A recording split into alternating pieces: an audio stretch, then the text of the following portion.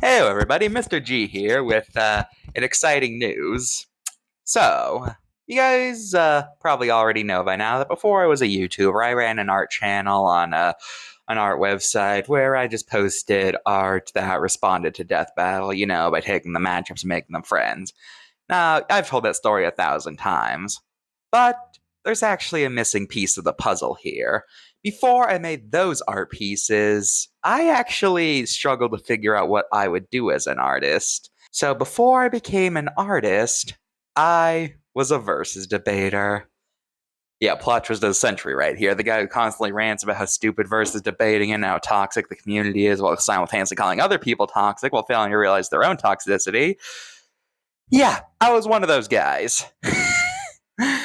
So last night I was looking through my Google Drive since I realized that I never actually delete anything from there. So I decided to look through some of my old documents to see if I could find anything interesting.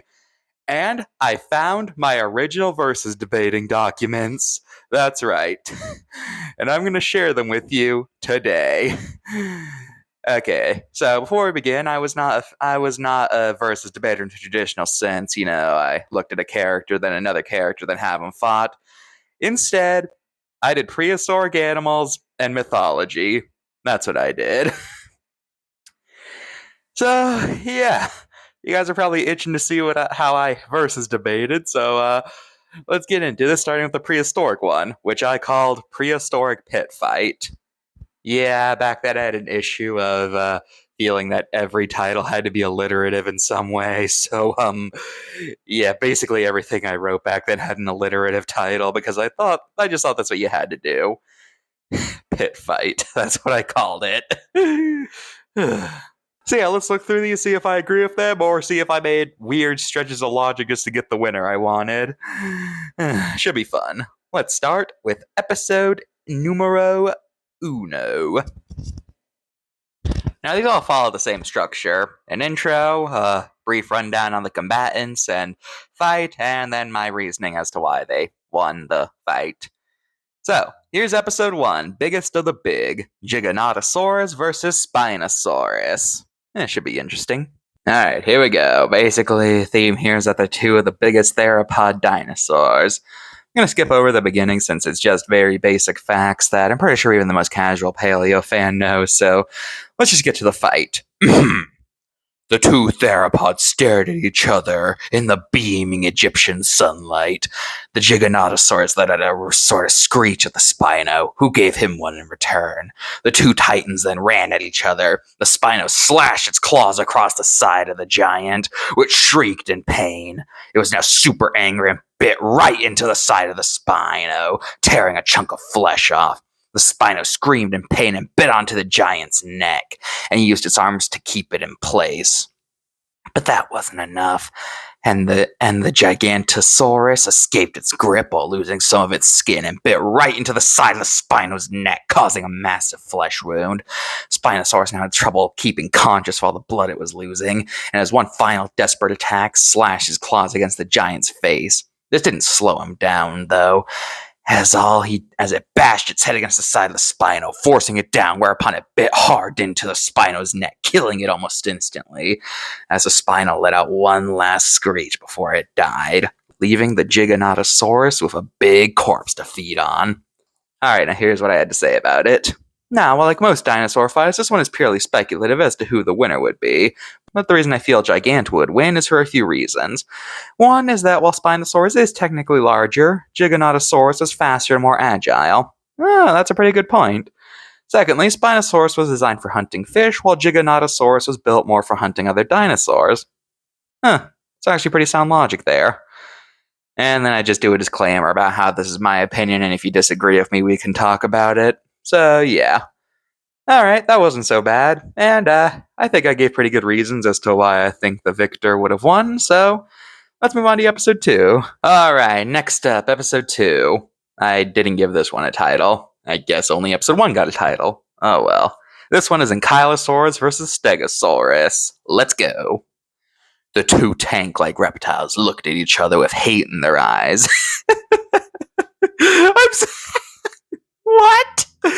Oh, let's move on. As they both lifted their tails high above their backs, Stegosaurus struck the first blow as it hit the Ankylo right in the side. The Ankylo screeched in pain as the Stego pulled out its Thagomizer and was gearing up to hit it again. But before it could, the Ankylo swung its wrecking ball-like tail straight at the Stego's head. Stego just barely dodged and swung back at the fused lizard. Okay. Unfortunately, this time it ended up hitting the top side of the Ankylo's head, causing its spikes to do nothing. Do nothing? Causing its spikes to do nothing. Wow, what an anticlimactic way to describe it. Not bounce off or shatter or anything, just do nothing. The Ankylo raised its tail again, and this time it slammed it right into the side of the Stego, shattering its rib cage. Stego fell to the ground, barely breathing, as the Ankylo lifted its tail one more time and delivered the killing blow.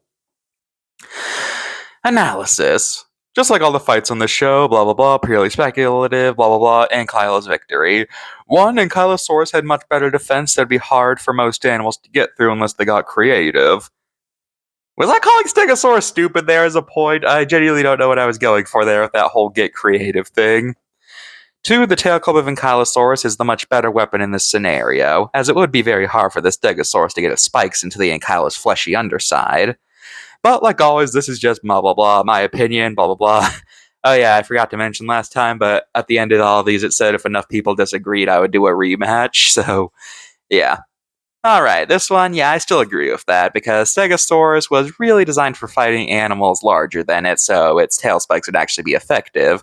But a creature that was probably shorter than it and covered in armor, its spikes probably couldn't do much. So yeah, I still stand by this result. Alright, episode 3, Argentavis vs. Quetzalcoatlus, two of the largest flying animals. I put a disclaimer in this one that says, disclaimer, I know that Pelagornis had a larger wingspan, but I thought this fight would be more entertaining. Yeah, I got a point there. Who wants to see Quetzalcoatlus fight a giant seagull? That sounds lame. Alright, here we go. The two flying behemoths landed on the ground and stared at each other.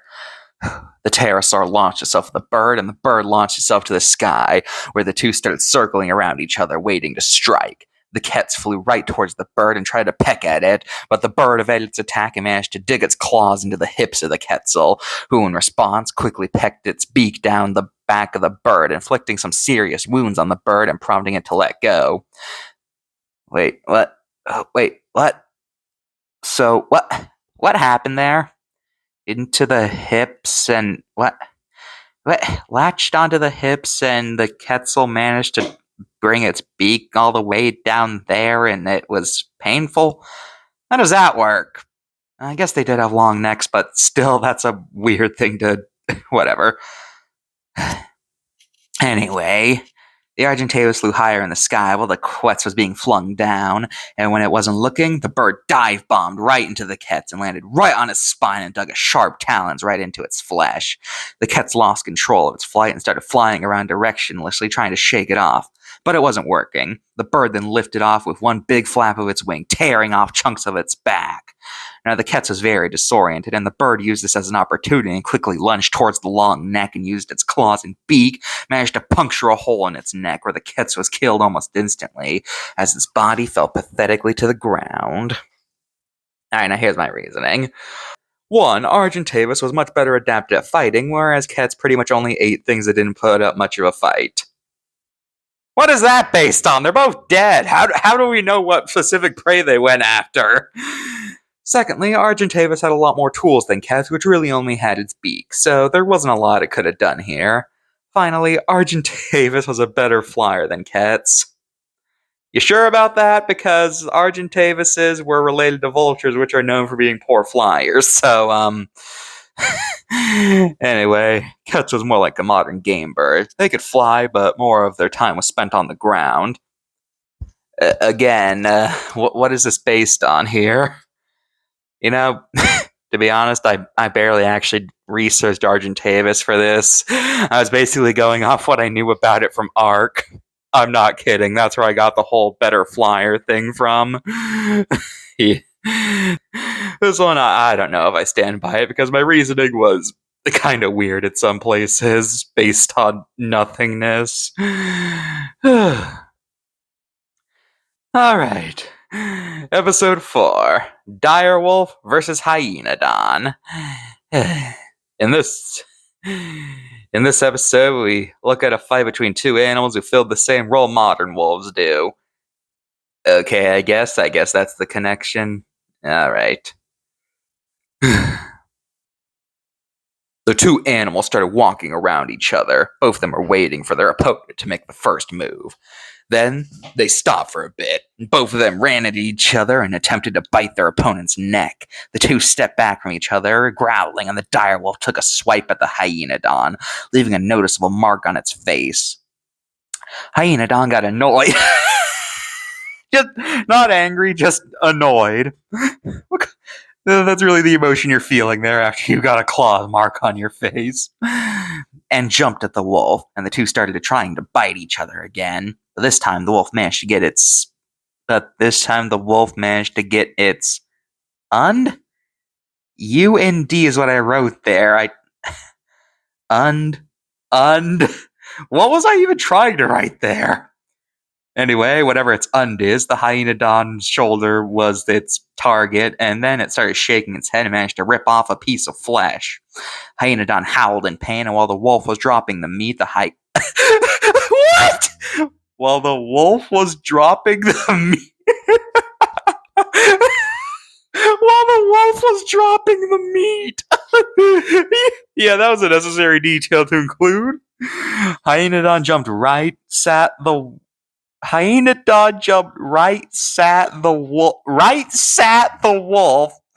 probably trying to write right at, but I wrote right sat. And managed to get its teeth around the neck of the wolf. The wolf tried to shake it off, but it was not letting go. The wolf could start to feel unconsciousness as the bite was starting to suffocate it. Eventually, the wolf collapsed on the ground as the hyenodon released its maw from the wolf's throat and began to feast. Okay, so I guess after dropping the meat, let's see how the analysis goes.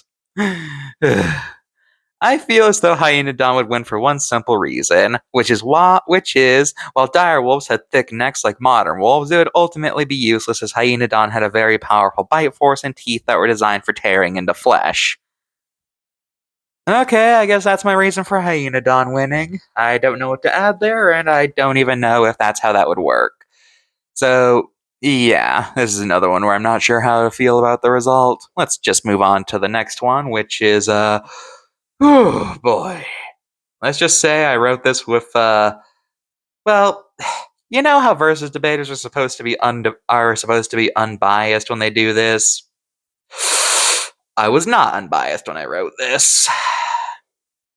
This is Megalodon versus Mosasaurus. But I'm not biased towards who you think I am. The Mosasaurus and Megalodon start swimming around in circles around each other as they are both waiting to attack. Megalodon lunged at the Mosasaur and managed to tear off a chunk of flesh from its back.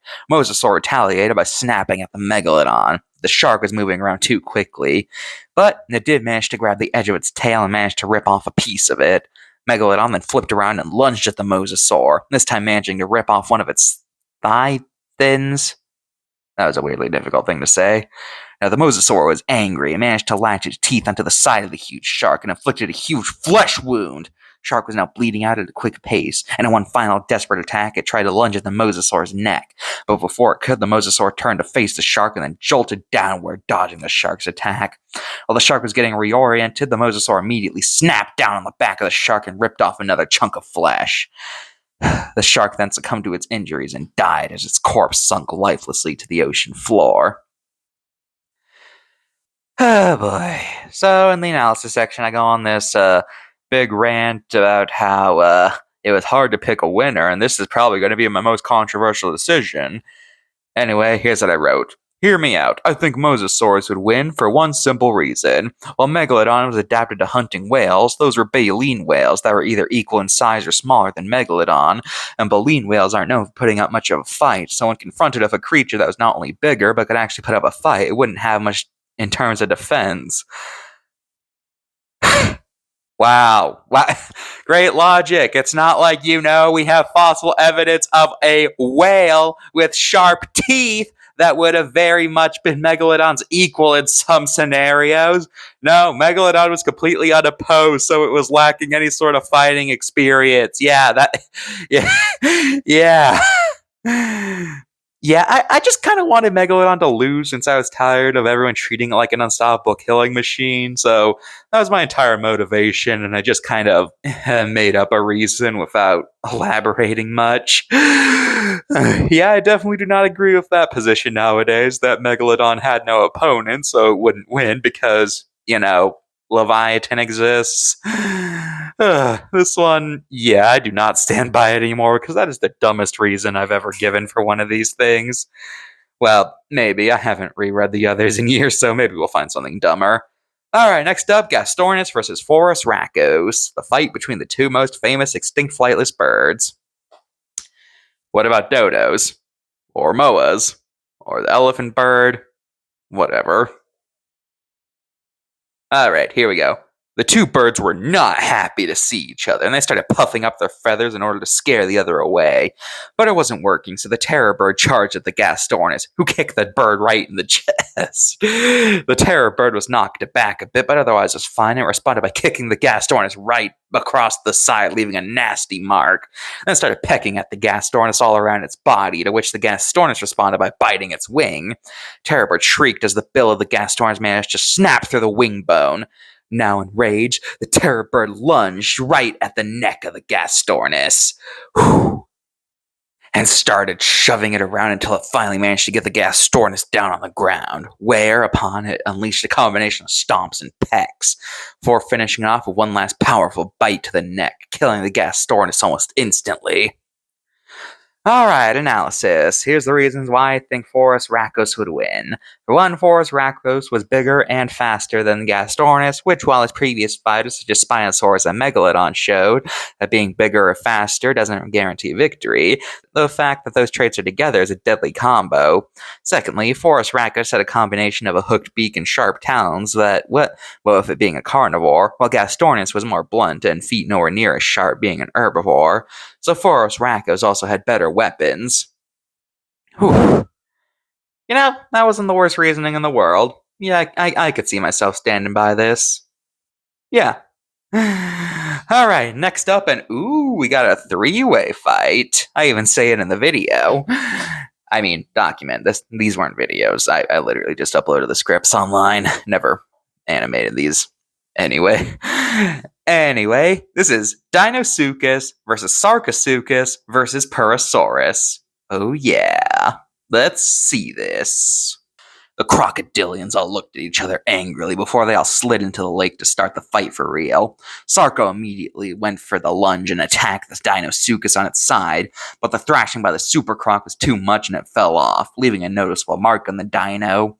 Sarco then focused attention on the Purosaurus as it lunged at it at full force. Unfortunately, the giant came and launched itself to the side, and the Sarco only managed to grab onto its tail. Didn't last long as the giant came and managed to shake it off, and in retaliation wrapped its jaws around the neck of the Sarco and bit down hard. Sarco tried to escape, but the teeth were too firmly in place, and it eventually suffocated to death as its body sank beneath the surface. Purosaurus then felt a huge sense of pain on its underside as the Deinosuchus emerged with a piece of flesh in its mouth, which it promptly swallowed. Man, that's such a power move. Anyway, the two started splashing around, trying to get at each other's neck, but eventually Dino managed to latch around its jaws around the tail of the Purosaurus, managed to rip off a corner piece of it. That's a weirdly specific thing to. Anyway, Purosaurus roared and immediately turned around and managed to latch onto the neck of the dino, whereupon it attempted a death roll, causing the dino to become severely injured. Tried to swim away, but Purosaurus latched onto its neck and gave one final chomp, killing the Deinosuchus and leaving Purosaurus last croc standing. Anyway, here's why I thought Purosaurus would win. One, the teeth of the Purosaurus gave it a clear advantage over Sarcosuchus, whose teeth were designed for hunting fish, leaving it at the mercy of the beast. As for why it beat Deinosuchus, it was at a disadvantage due to the fact that Purosaurus had basically all of its strengths combined with a larger size. Wait, are they larger? Hold on, let me check. Okay, I just checked and they're only barely bigger, so that's not really much of an advantage right there, only being a foot longer. Anyway, Anyway, with a larger size and a head designed for killing big game. Didn't Dinosuchus hunt dinosaurs? How is that not big game? And the dino is in a tough fight. Okay, though that reasoning was alright, I guess. I don't know if I stand by this one either. Next up, we got Cave Lion versus Smilodon. The two cats roared at each other as they both started running towards each other. Wait, I thought Smilodons were bad runner. Whatever. The two of them started to swipe at each other, leaving some nasty gashes. Cave Lion then jumped at the Smilodon and scratched his claw across the face. Smilodon let out a roar of pain and immediately responded by biting the Cave Lion right on the shoulder, leaving a huge wound. Cave Lion screamed and tried to run off, but it wasn't going fast enough considering its damaged shoulder. Smilodon used this opportunity to pounce the lion and pinned it right on the ground. Smilodon's massive strength prevented the lion moving as it bit right into its neck, killing it in mere seconds. Alright, here's my reasoning as to why Smilodon would win.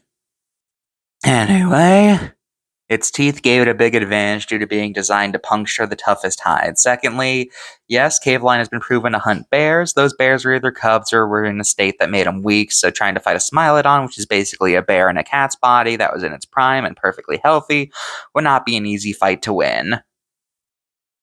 Alright, I guess my reasoning was it had bigger teeth and was bulkier, I guess. Alright, not the worst reasoning ever. Let's move on next. Let's move on to the next one. Next, we got Dakota Raptor versus Utah Raptor. Let's go. Two raptors shrieked at each other as they circled each other, Two raptors shrieked at each other as they circled each other, waiting for the perfect opportunity to strike. Dakota Raptor then ran and jumped at the Utah Raptor, knocking it on the ground. And the two raptors started rolling around each other, clawing and biting the whole time. When they got up, they were both pretty beaten up as the Dakota Raptor ran towards the Utah Raptor with its claws out. Two raptors then started circling each other at a close range as they were both trying to get to the other's neck.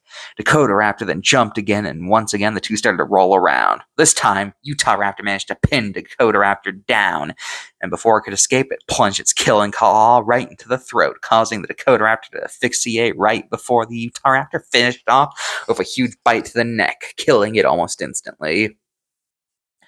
Alright, there's one simple reason I think Utah Raptor would win. Alright, what is it?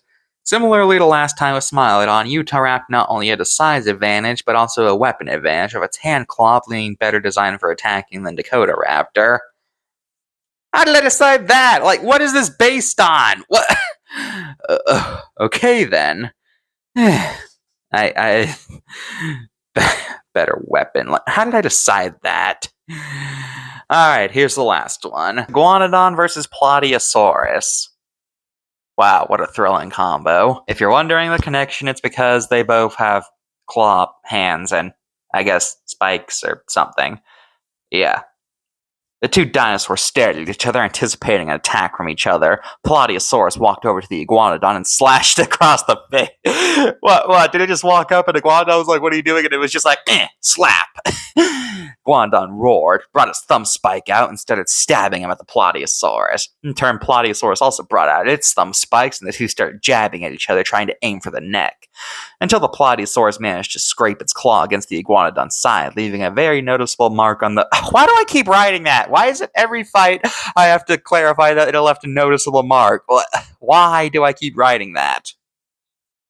In retaliation, the Iguanodon managed to jab the Plateosaur right in the face, only barely missing its eye. While the Plateosaurus was shrieking in pain, Iguanodon used this opportunity to jab its thumb spike right into the Plateosaurus' neck. Tried to escape, but when it tried to pull its arm away, the Iguanodon responded by jabbing its other spike into another part of its neck.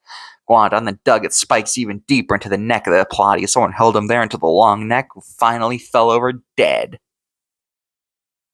Okay. Here's why I thought Iguanodon would win. First off, Iguanodon's neck was shorter, giving it less of a hit zone. Would that really be an advantage in this kind of fight? Whatever. Secondly, Iguanodon was bulkier than Plateosaurus, giving it more of a strength advantage, but also more of a defense advantage, since a thicker body meant it would be harder for Plateosaurus to reach any vital organs. Okay then. This is the last one I wrote in full. I did have a draft written down for Carcharodontosaurus versus Tarbosaurus, but I never wrote the fight itself, only the names and the profiles. Now, you're probably wondering why Tarbosaurus and not Tyrannosaurus. Well, I actually mentioned that in the page. All it says is Tyrannosaurus has an opponent I already planned for it. I do not remember who I was planning to have T-Rex fight. So yeah, I never actually wrote this battle, so I don't know who I had in mind for a winner. Well, that was Prehistoric Pit Fight. Overall, not the worst thing in the world, but some of this logic is really weird sometimes. And for Megalodon, I just made up a weakness, being like, it didn't have any rivals. Like, yes, it did. What are you talking about? Alright, now here's the big enchilada. The Mythology series, which I named Mythological Mosh Pit. What kind of name is that? You don't kill people in mosh pits. You barely even throw punches in a mosh pit. Are mosh pits even a place where you do serious fighting, or is it just like, whatever? Why didn't I call it Massacre or something? No, Mosh Pit. Mosh Pit. Yeah, great name. Let's just get to this. Episode 1 is Werewolf versus Skinwalker. Alright, let's see where this goes. One night, at around 3 a.m., a werewolf was dragging its latest kill back to its den to feast. When suddenly, it felt thirsty. Wolf dragged its kill to a river and started to drink. But he heard something coming from the bushes next to him and angrily growled. Out from the bushes came a hunched-over man wearing a wolf skin, who was eyeing the dead sheep as well. Werewolf jumped in front of the man and said, "Listen here, punk. I don't know who you are, but you're dealing with a werewolf, so you better back." Yeah, okay. That immediately took any tension out of this, having a werewolf speak like that, okay. The man smirked and said, "Oh no, my furry friend. You are the one in danger." Right when he said that, he pulled the wolf jaw over his head, and he completely turned into a wolf. The two wolves then tackled each other, and ended up rolling downhill. Two of them started gnashing their teeth against each other, trying to get at each other's throats and slashing at each other. However, even 2 hours later, despite constantly doing this, neither one of them was able to make any lasting marks. Every time they made a scratch, it just seemed to heal. But while they were fighting, the Skinwalker had an idea. He remembered what the wolf had said earlier about being a werewolf and knew what he had to do. Two of them kept on fighting, but the werewolf couldn't help but notice that the Skinwalker seemed to be grinning the whole time. But the Skinwalker seemed to be grinning the whole time he was getting pummeled. Regardless, the two kept fighting for about an hour, being fueled by their sheer hatred to see each other dead. But the werewolf started feeling funny, and it quickly realized why. It looked over the horizon and saw the moon was gone, and cracks of sunlight started to rise. The Skinwalker laughed at the now human werewolf and immediately decapitated him. He then went off to find the dead sheep to have it for breakfast. Wow. Wow, okay. Anyway, here's the analysis for why I would have won. 1. Werewolves are described as durable but not invincible, while skinwalkers have been reported to be able to take gunshots and not even flinch. Secondly, skinwalkers are smarter than werewolves, which are often described as being savage animals, while skinwalkers seem to keep their intelligence in all forms, meaning you could think of a plan to help kill the werewolf. Okay then. I still can't believe the Skinwalker won by waiting. That's the definition of winning, by doing absolutely nothing, I guess. Alright, episode 2. Jormungandr versus Leviathan. Let's do this. The Leviathan was swimming around the ocean floor looking for something to eat when it all of a sudden bumped its head against something. When it looked up, it saw a rainbow-colored section of something. It bit down on it, and they both got launched out of the water as a giant snake lifted its head out of the water and screamed. Two serpents looked at each other for a second, and Leviathan bit the face of Jormungandr, who coiled back in pain. He then opened his mouth, revealing two very sharp fangs. He then tried biting Leviathan, but it kept dodging the whole time and laughing at him. Yeah, I guess Leviathan laughs now. But Leviathan felt something grab it by the tail, and then it started spreading across its whole body. When he looked back, he saw that Jormungandr had wrapped his coils around him, and now Leviathan couldn't escape. Jormungandr then bit right into the Leviathan's forehead, delivering a massive dose of venom that killed the sea monster in mere minutes, as Jormungandr proceeded to devour the sea beast. Analysis. 1 is at length, why is Jormungandr had Leviathan beat by a lot? A lot. A lot. I think it was a lot more than a lot there, buddy. Secondly, Jormungandr is described as being able to go toe-to-toe with Thor, who is a god, and managed to end up in a double kill, while Leviathan's rival Behemoth is not a god and seemed to be just as mindless as Leviathan. Yeah, not mindless yeah, apparently not mindless enough to laugh, though. Yeah, you could still do that. Mindless beast, I guess. Thirdly, Jormungandr's teeth definitely gave it an advantage, since the only real weapon Leviathan has are its teeth, which are not venomous. But, yeah. Alright. That was the Battle of the Sea Serpents, I guess. Next up, Episode 3, The Kraken versus Cthulhu. I think I already know where this is going, because this does not seem like a very fair fight, but whatever, let's see where this goes. The time had come. Riley, however you pronounce Cthulhu's city, had finally arisen from the ocean, and Cthulhu was awakened. He then jumped into the ocean and started making his way towards the mainland. But as he was swimming, he felt something grab his leg and pull him under the waves. When he looked back, he saw a gigantic squid who did not look happy. The two titans then raised above the waves and looked at each other. Cthulhu laughed, thinking that the squid was biting off more than it could chew. But the Kraken jumped on him and started biting at him. Cthulhu scraped him off and tried to rip him in half, but the Kraken's slimy skin just led him to slip out of his hands. Kraken immediately burst from the wave and sprayed Cthulhu with a lot of ink, temporarily blinding him as the Kraken swam around and jumped on Cthulhu's back and pulled on his wings and one of his arms. He managed to rip those off and tossed him into the sea. But then something happened that Kraken was not expecting. Out of Cthulhu's stumps came these weird vein things that started to form into the shape of the missing appendages.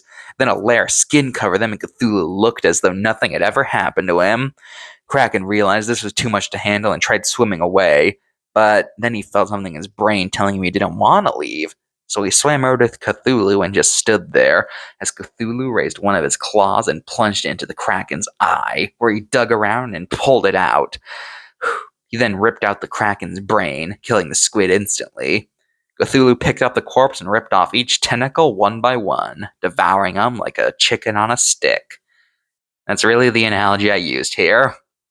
Anyway, analysis. Kraken is basically just a giant squid, while Cthulhu has all sort of powers that would make any fight against him hard. And secondly, Cthulhu is pretty much immortal, so there was nothing the Kraken could even do. Yeah, this one was pretty obvious, but that was pretty gruesome, all things considered. Oof. Alright, next up, gray aliens versus reptilians. A gray alien was flying across the solar system, taking its new spaceship out for a test drive. Unfortunately, it didn't keep enough an eye on its fuel, and the ship ended up crashing down on a blue planet with weird green-shaped patches. I guess that's how he describes continents. The gray blacked out, but when it recovered, it saw a bunch of things that looked like him, except they weren't gray and had white parts in their eye. They were also shining him with square-shaped machines emitting bright flashes of light. When he turned to his side, he saw another one of them giving a speech, saying, "Not to worry, folks, for as you can see, the alien is contained and will be put up for all to see." However, something seemed off about this man, so using his telekinetic powers, he pulled on a piece of the man's skin, causing it to come off like it was dust. Everyone in the crowd gasped as the rest of the man's skin fell off, revealing what looked like a bipedal lizard-crocodile hybrid. Everyone ran out panicking as the reptilian looked angrily at the cage and said, "You filthy gray! I was just a few months away from being able to run for president." He then lunged at the gray, biting clean through the steel bars, in which case the gray released a telekinetic pulse from its hand, knocking the reptilian back. The gray then knocked its cage back. I guess it was supposed to use a blast to launch it. I guess that's what I was going for here. Anyway, as the reptilian picked up chunks of wood from the ground and started chucking them at the gray started redirecting them, but they started coming too fast, and one eventually hit him, and he got thrown towards the wall. Reptile laughed and jumped at the gray, who responded by sending another pulse, this time sending the reptile towards the ceiling. Reptilian then fell and crashed right through the platform, creating a giant hole. Reptile then emerged with two wooden shards in his hand and charged at the gray, started to hold him in place of his powers. The reptilian was very hard to keep still, though, and managed to The reptilian was very hard to keep still, though, and managed to successfully bite off one of his hands, causing blue blood to gush from the gray alien's arm. The gray, now furious, immediately used all of its strength to launch the reptilian once again. This time, it used its power to grab several of the chairs and chucked them right at the reptile, shattering them on impact. Reptilian was now confused as the gray walked over, picked up a wooden shard, and jammed it right into his chest, causing him to die almost instantly. Just then, however, FBI agents burst in through the windows and immediately tranked the gray and dragged him off, while bringing the corpse of the reptilian with him. Alright, here's my reason for why Gray won. No matter how tough you are, fighting someone with telekinesis if you don't have projectiles is a very bad idea. What? Also, gray aliens are smarter, meaning he could strategize more and read body language to see what attacks the reptilians would use. Okay then. Okay then. Alright, next up, Vampire versus Jiangshi, which, if you don't know, are basically like Chinese vampires. So, let's see. It was a dark, cold night. I'm not going to do that voice. A vampire was out hunting for prey when it noticed what looked like a human standing in the middle of the field. The vampire laughed and changed into a bat for a more quiet approach. When it got close enough, it turned back and lunged at the figure. But to its shock, the figure jumped out of the way and came back down almost immediately. The vampire looked up from the ground and saw something that he didn't know how to describe. It didn't look like a human, but wasn't exactly a vampire either. While he was busy thinking, the creature jumped again and landed on his back and tried to suck out his life force. However, as he was undead, he didn't have a life force, so he left. Now, the vampire was annoyed and charged at the Jiangshi, who in turn slashed him across the face, leaving black scratch marks across his cheek. The Jiangshi then jumped again, but this time the vampire flew up after him, and while in bat form, bit the Jiangshi right on his neck, causing both of them to fall down. When they landed, the vampire saw the Jiangshi was lying on its back, and it seemed to be struggling to get up. The vampire laughed and looked over at the Jiangshi, who was sweating intensely in fear as the vampire took out its claws and shoved them right into its chest, ripping the Jiangshi's heart out, killing it instantly. The vampire then walked off, eating the heart like an apple. Alright, now here's the reason why I said vampire would win. There is one reason I think vampires would win, which is that having a weakness to being knocked over is pretty bad if your opponent has no weaknesses and a whole lot of powers they can use to mess you up with. Wait, is that a weakness of the Jiangshi? They can't get up if they're knocked down? I don't even know if I'm pronouncing their name right. Is that a weakness? They can't get up if they're knocked down? Could someone who's familiar with these guys tell me, because that feels like something because I'm not entirely sure if that's actually true. Okay then, moving on. Chimera versus Manticore. Battle of the Weird Lions. The Chimera was walking through the desert in search of a new hunting ground. However, her goat head spotted something stalking them off in the distance and alerted the other two heads. Before she could make out what it was pounced, and the two cats started spinning around each other, trying to get to their necks. When the cats jumped off each other, the Chimera said, "Who?" I guess the Chimera talks. The Manticore laughed and said, "Oh, kitty, don't you know this is my hunting grounds, and no one who comes through here makes it out alive?" The two then roared at each other and tackled onto each other, once again trying to bite each other's necks. What the Chimera didn't know is that the Manticore was raising its scorpion tail to a striking position. However, the Chimera's snakehead saw that something was going on with the Manticore's tail, and when the Manticore tried to strike, the snakehead intercepted it and bit down on it, causing the Manticore to scream in pain. At that point, all the Chimera's heads noticed the tail as the other two heads dove for it and bit it clean off. Manticore recoiled in pain as the two Chimera heads looked at each other and nodded. All three of them let out a huge blast of flame, burning off nearly all the hair on the Manticore and leaving its neck wide open. It bit down in the Manticore's neck, not letting go until it was dead. She looked down at the corpse and realized this was now her hunting ground. Alright, here's the reason I gave. Sometimes it's just the fact that three heads are better than one, since in this case, the multiple heads allowed to see the Chimera to see anything Manticore might have planned. That's actually a pretty clever reasoning.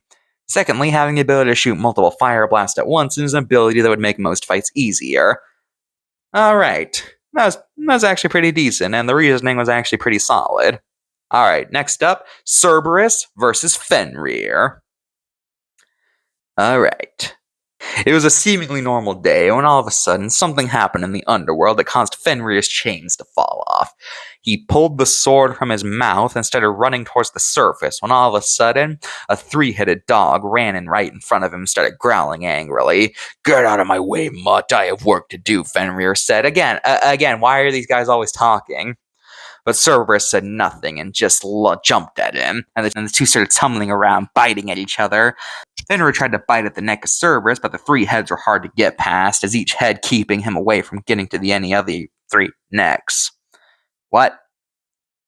The two then got up and stared at each other down, but Cerberus noticed that Fenrir seemed to have gotten bigger. But he ignored it and went to attack him again. This time, when he tried to tackle Fenrir, he was a lot heavier and wasn't going down as easily. Fenrir laughed as he realized he was growing more and more, and bit down on Cerberus' shoulder, causing him to scream in pain as Fenrir grew once again. This time Cerberus noticed and realized he may have bit off more than he could chew. He tried to run, but Fenrir chased him down and managed to bite off one of his heads. Cerberus screamed again as Fenrir was now so big he picked up Cerberus with his mouth and started to shake him around like a rag doll before devouring him alive. Fenrir then burst out of the ground, running off to fulfill his destiny. Alright, here's why I thought Fenrir would win. 1, Fenrir is ever growing, so unless Cerberus managed to kill him quickly, he would have a very hard time trying to do anything. Secondly, Fenrir is described as being able to kill gods, while Cerberus has never done any such thing. But, alright, that was that, I guess. Now, I did consider making a Bigfoot versus Yeti fight, but I guess I scrapped that because, it's blank besides the profiles, so, yeah, I guess I just couldn't think of how they could fight or who would win, so here's the last one. Bunny Man versus Goat Man. I should probably have to explain who Bunny Man is. Basically, Bunny Man is an urban legend from the Washington, D.C. area. Allegedly, there's a bridge where if you go under it at certain times of nights, you'll encounter a man dressed as a rabbit who will kill you. So, yeah, let's just get to the fight. It was a cold summer night in the state of Maryland. Goatman was walking through his woods and on the lookout for any troublemaking punks when he heard the sound of police sirens. He ducked behind some rocks as he watched the car drive by. Inside the car, he saw someone wearing a rabbit costume in the back seat. As the car stopped at a stop sign, the goat man walked up towards the car and got a closer look at the man. When the police saw the goat man coming, they screamed and immediately ran out of the car into the woods. He opened the back door, to which the bunny man said, "Oh, let me guess, you're another trespasser on my land, aren't you? Just like all these stupid officers who keep trying to take me away. Guess what, punk? I'm not going down that easily." He jumped out of the car and opened the trunk, where there laid an axe. Do police do that? They just put the murder weapon in the trunk? I don't know. I don't know enough about the arresting process. Is that something they do? Anyway, he grabbed an axe where he picked up and said, "Now you've two choices here, Mr. Goat. Either you leave and give these woods to me, or I take it from you by force." Goatman wasn't intimidated and pulled out his own axe, to which the bunny man said, "Option 2 it is then." The two then started swinging their axes at each other, but both of them just kept ducking out of the way, which frustrated the both of them as they kept swinging more and more, frantically trying to decapitate each other. Eventually, the two of them got into a deadlock with their axes as they kept trying to knock the other one's axe right out of their hands. Eventually, the bunny man succeeded in knocking the goat man's axe away. He laughed and said, "Looks like I win, goaty." However, as he revved up to swing his axe, the goat man head-butted him in the stomach, causing him to gasp in pain. As he started trying to catch his breath, Goatman used this opportunity to his advantage, charged again, this time knocking the bunny man onto his back. Goatman then walked up to him and stomped on his stomach, prompting the bunny man to drop his axe. Goatman picked it up, and with one quick swing, bunny man was decapitated. He heard police sirens coming, so he dropped the axe and ran off back into the woods. As more police officers appeared and gathered the remains of the former bunny man. Alright, here's what I wrote. Considering the bunny man's never been described as anything other than just a man in a suit, while the goat man's a hybrid who has more of the powers of a goat, giving him a clear advantage in a one-on-one fight. Well, alright then, that's not the worst reasoning in the world. So, yeah, that was Mythological Mosh Pit and Prehistoric Pit Fight. What'd you guys think of this video? What did you guys think of this? I'm genuinely curious because when I initially posted these online, I literally got no attention. Like, at all. Nobody read them, no one said anything, nobody favorited them or anything. Yeah, these were kind of failures, which is why I canceled them after 10 episodes. I remember from Mythological Mosh Pit, I actually had ideas for a grand finale that was going to be Hades versus Satan. Yeah, but I never actually wrote it down. So, what did you guys think? Which of these fights do you think I had sound reasoning with, and which ones do you think I had stupid reasoning for? I hope you enjoy my little look back at the time I was a versus debater. And remember, versus debating is not an excuse to be a bully. Just wanted to let that known. Goodbye.